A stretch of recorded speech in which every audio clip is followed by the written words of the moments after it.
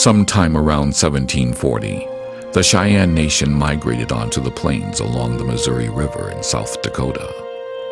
While still living as traditional woodland Indians, they had been preyed upon for decades by other tribes and nearly driven to extinction.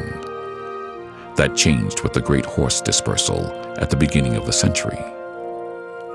Practically overnight, the Cheyenne became skilled horsemen.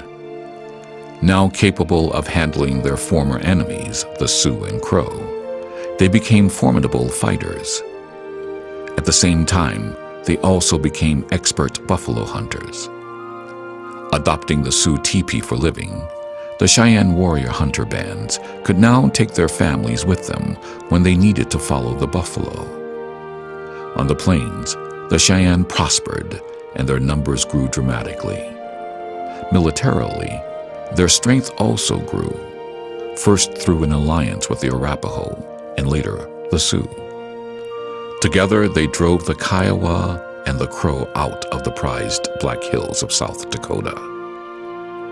75 years of nomadic life had turned the Cheyenne into a full-fledged warrior culture. In the early 19th century, the Cheyenne had become so successful they were raiding the large Comanche horse herds south of the Arkansas River. During these raids, many of the Cheyenne fell in love with the region of Kansas and Colorado north of the Arkansas River. It was resplendent with tall grass prairie and buffalo. By 1825, over half of the Cheyenne Nation, joined by many Arapaho, had migrated into this buffalo-rich region permanently. The move was motivated by economics. The Cheyenne chief Yellow Wolf met with the Bent brothers, and together they created a highly lucrative trading partnership centered at Bent's Fort on the Arkansas River.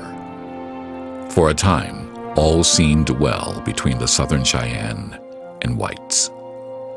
So much so that White Antelope and A Light on the Cloud, two Cheyenne chiefs, met with President Fillmore in 1851 in Washington, D.C., as did another delegation, which included Cheyenne chiefs War Bonnet, Stand in the Water, and Lean Bear, who met with Abraham Lincoln during the height of the Civil War in March 1863. Oddly, soon after this second peace trip, widespread hostilities broke out among many Cheyenne and whites, while other Cheyenne were attempting to change and adopt the lifestyles of the whites. This paradox and confusion would lead to tragedy. After the Minnesota Massacre, where more than 600 settlers were slaughtered by the Santee Sioux in 1862, fear of the Indians on the plains ran high among whites. In Colorado, this fear was brought home on June 11, 1864.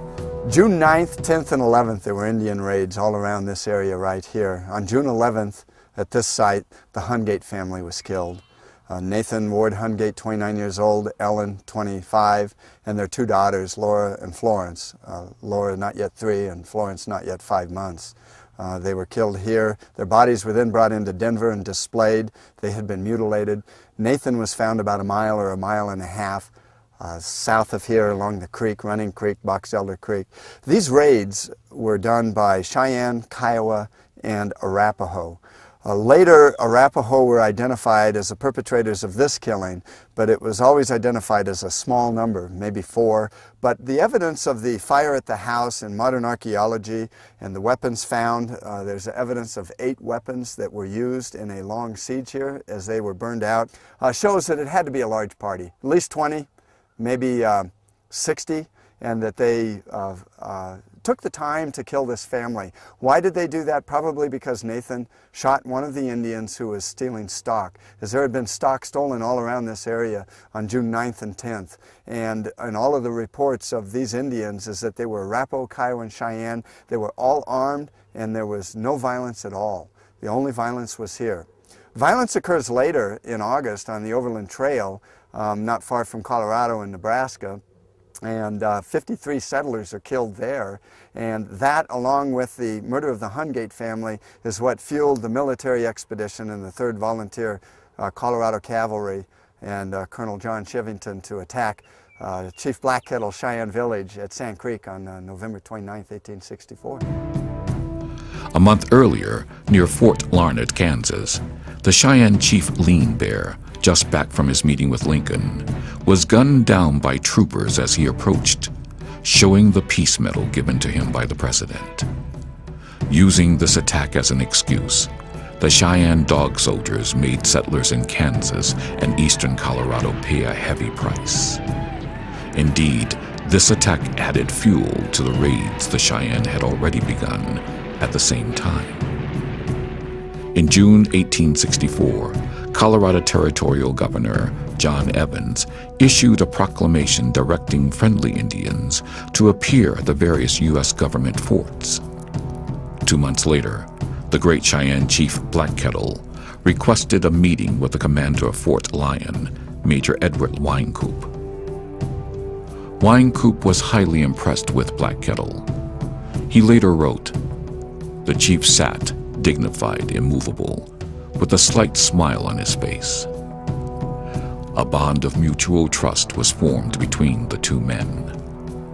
As a result, Black Kettle, White Antelope, and Bull Bear, one of the leaders of the Dog Soldiers, traveled to Denver to meet with Governor Evans and Colonel John M. Shivington for a council held at Camp Weld.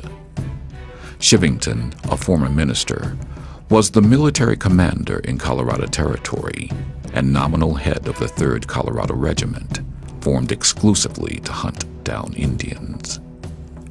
At the meeting, Black Kettle said, "All we ask is that we may have peace with the whites. You are our father.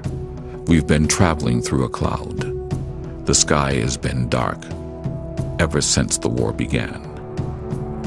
In return, Evans accused the Cheyenne of initiating hostilities and said, "The time when you can make war best is in the summertime. When I can make war best is in the winter. You, so far, have had the advantage. My time is just coming." At the end of the conference, Shivington stated, "My rule of fighting white men or Indians is to fight them until they lay down their arms and submit to military authority. They're nearer Major Wynkoop than anyone else, and they can go to him when they get ready to do that." Ironically, both sides wanted peace, and yet the conference ended without any firm commitment to peace from either side. Indian historian D. Brown wrote that Black Kettle took Shivington's remarks to mean that Black Kettle's people would be safe if he brought them to Fort Lyon on the Arkansas River.